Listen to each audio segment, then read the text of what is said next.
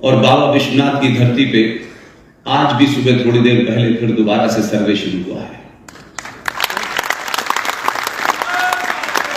महत्वपूर्ण यह नहीं है कि सर्वे शुरू हुआ है, महत्वपूर्ण यह है कि मैं तो न उस टीम का हिस्सा हूं, न कोर्ट कचहरी के आदेश से मुझ पर कोई रोक है।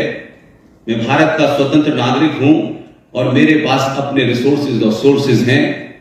कल जितना भी सर्वे हुआ है, कोर्ट ने उन लोगों को जो सर्वे के तहत उन नीचे जो तहखाने थे उसमें गए, उनको बोलने के लिए मना किया है। मुझे खुशी है कि हम 10-12 लोगों की जो टीम है, उस टीम के सदस्य विष्णु शंकर जैन इस वक्त उन 5 महिलाओं जिन्होंने श्रृंगार गौरी पे मुकदमा किया है उसे लड़ रहे हैं। कोर्ट के आदेश से वो कल उन तहखानों में गए और क्योंकि विष्णु शंकर जैन की नजर सिर्फ अपने एजेंडे पे है, किसी को पॉलिटिकली करेक्ट होकर बयान देने पे नहीं है। मैं जब सुबह चला तो मेरी उनसे सुबह बात हुई, मैंने उनसे कहा कि ये बात मुझे आप तथ्यों पे बताइए, फैक्ट है या नहीं है, क्योंकि मैं उसमें नहीं गया। तमाम सारी मीडिया में खबरें चल रही हैं, मुसलमान पक्ष ने कहा वहां कुछ भी नहीं है, किसी ने कुछ कहा, लेकिन आपकी जानकारी के लिए जिस तहखाने को खोला गया है उस तहखाने के अंदर बहुत सारे शंख और गणेश की मूर्तियां मिली हैं। उस कमरों के अंदर सनातन संस्कृति के जितने भी चिन्ह हैं वो सब मिले हैं। हो सकता है आज शायद आखिरी हो, ये बात आपको कोर्ट के माध्यम से पता चलेगी, लेकिन आज से आप एक काम जरूर करिएगा कि आप सच बोलें और किसी से न डरें दुनिया में। और मुझे तब दुख इस बात का है कि जब सनातनी उनसे डरने लगता है जिन्होंने 800, 1200 साल पहले, 700 साल पहले, 600 साल पहले, 400 साल पहले डर के मारे तलवार के जोर पे शलवार पहन ली थी। वो डरे हुए लोग आपको डरा रहे हैं और आप ये नहीं कह पाते हैं कि जब नहीं डरे तो तुम डरे मुझसे हम डरेंगे। तुम किस बदख्याली में हो भाई? इसलिए नैरेटिव सही होना चाहिए आपका, और नैरेटिव सही जब होगा जब आपको किसी का विश्वास नहीं जीतना है। किसी का दिल जीतने की जिम्मेदारी ये काम सरकारों का है, समाज सेवकों का नहीं है, हिंदू समाज का नहीं है।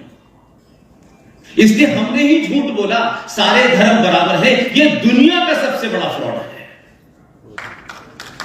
सबसे बड़ा फ्रॉड। लेकिन हमें अच्छा लगता है क्योंकि हम लालची हैं, और एक लालची आदमी कायर होता है, और कायर आदमी कभी सवाल नहीं करता है, कायर आदमी समझौते तलाशता है,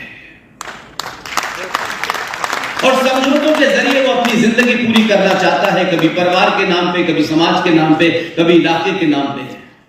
कमजोर कमजोर ही रहता है और ताकतवर ताकतवर ही रहता है।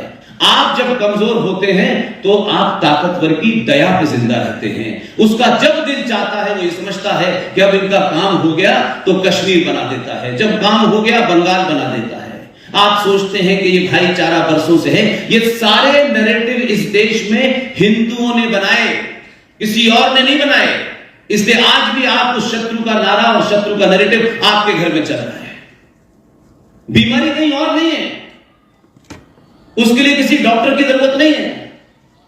अपने अंदर झांके कि आखिर हम किसी का भरोसा जीतने, किसी का दिल जीतने के लिए क्या क्या नहीं करेंगे। इसलिए एक अमीर खुसरो का गाना चला और हम ही गा रहे हैं, छाप तिलक सब छीनो तो से नैना मिला। क्या बात है? ये आज जो हमको नजर आता है जिसे आप कन्वर्जन कहते हैं, इससे सॉफ्ट कन्वर्जन था नहीं, लेकिन हम चला रहे और हम खुश हैं इन बातों में।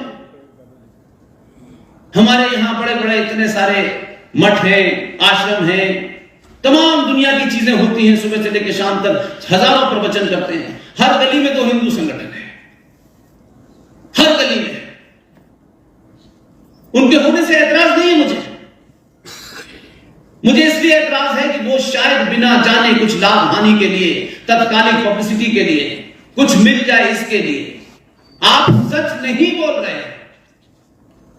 और वो 1400 साल पहले हो सकता है कि आपकी सोच में उनकी किताब के बारे में कुछ ऑब्जेक्शन हो, लेकिन वो उस किताब को जैसी है वैसा ही मानते हैं। आज तक उसमें कोई जेर जबर और नुक्ता ऊपर नीचे नहीं हुआ, लेकिन आपने लोगों के चक्कर में अपना नुक्ता भी बदल लिया, किताब भी बदल ली, और आपके राष्ट्रपिता ने। अभी एक साहब आपके शहर के मेले में, उनका नाम नहीं जानता, वो न्यूरो सर्जन है। फिर उन्होंने कहा मैं नेहरू और गांधी जी का बहुत बड़ा प्रशंसक हूं। तो मैंने कहा आप न्यूरो सर्जन है, इसके लिए आपको सलाम, लेकिन बाकी बातों के लिए कोई सलाम नहीं कर सकता,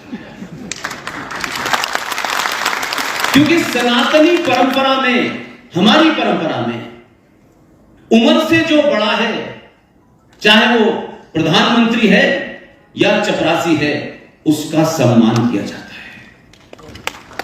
पद से जब समाज किसी का सम्मान करने लगे तो समझ लीजिए कि समाज चाटुकार हो गया है। वो बहुत बड़े पद में है तो साष्टत, छोटे पद में है तो झुक के सलाम, और बराबर के हैं तो हाथ मिला करके। हमारे यहां व्यक्ति की उम्र देखी जाती है, उसका पद नहीं देखा जाता है सम्मान देने के लिए। गांधी जी के आगे जी इसलिए लगाया जाता है कि वो इत्तेफाक से उम्र में बड़े हैं, उनके कार्य की मैं मूल्यांकन नहीं कर रहा, लेकिन गांधी जी ने अगर अपने जीवन में झूठ बोला, शुद्ध रूप से बोला, इसके लिए उनको हर मंच से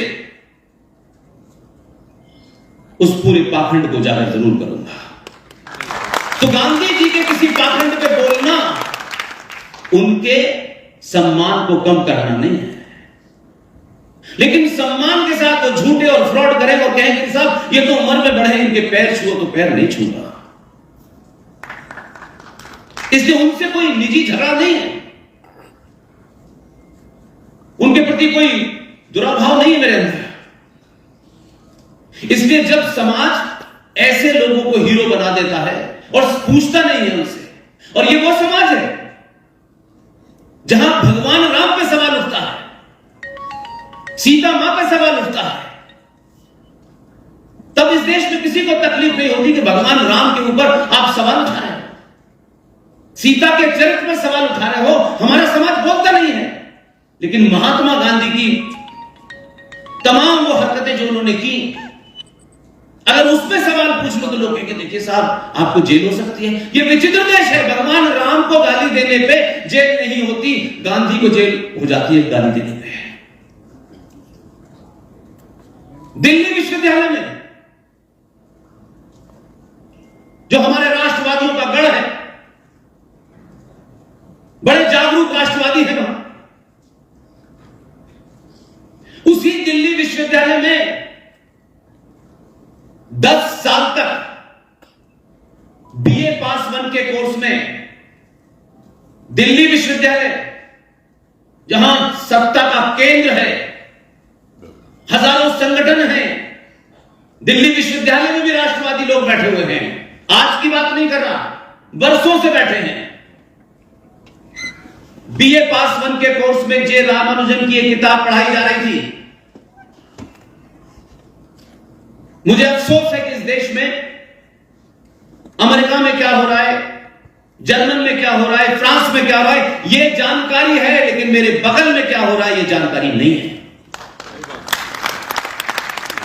हमको बड़ी बड़ी बातें करने का शौक है कि उससे लोगों को लगता है अरे वाह फ्रांस के बारे में जानता है। दिल्ली विश्वविद्यालय के बीए पास 1 के कोर्स में जे रामानुजन की किताब पढ़ाई जा रही थी। उस किताब में क्या पढ़ाया गया? 10 साल तक पढ़ाया गया। क्या 10 साल तक उस क्लास में कोई हिंदू राष्ट्रवादी का बच्चा नहीं पढ़ रहा था? हजारों हिंदू उसको पढ़ के गए। 10 साल तक हजारों बच्चे पढ़े होंगे।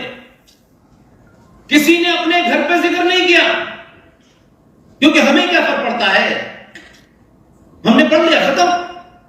ये सवाल हम क्यों उठाएं? क्योंकि इसको उठाने से हमारी डिग्री पे असर पड़ जाएगा, मार्कशीट पे नंबर कम हो जाएंगे और अमेरिका में सीईओ बनने का मौका नहीं मिलेगा। उस बीए पास वन के कोर्स में रत्नू जी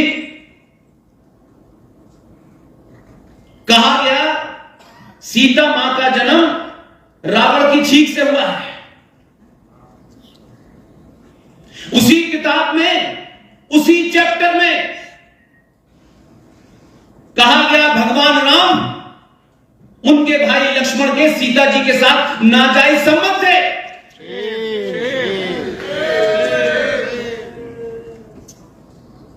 ये पूरा समाज चुप बैठा रहा।